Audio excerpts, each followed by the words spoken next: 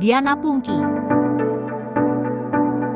Diana Indah Pertiwi atau yang dikenal sebagai Diana Pungky, lahir tanggal 12 Maret tahun 1974, Bandung, Jawa Barat.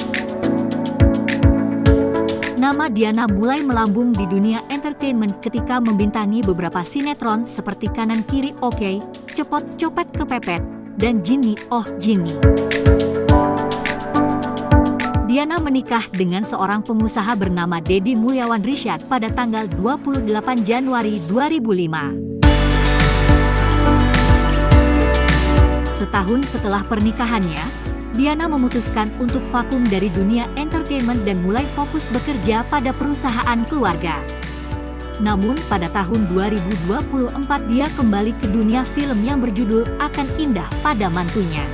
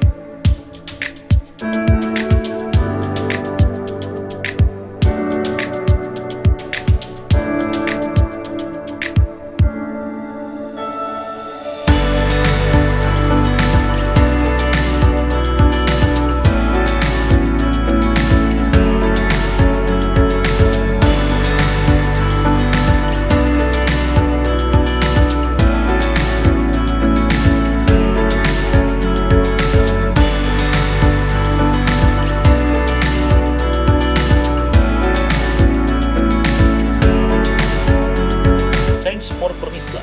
Semoga terhibur. Jangan lupa subscribe, like, dan komennya. Nantikan video menarik lainnya.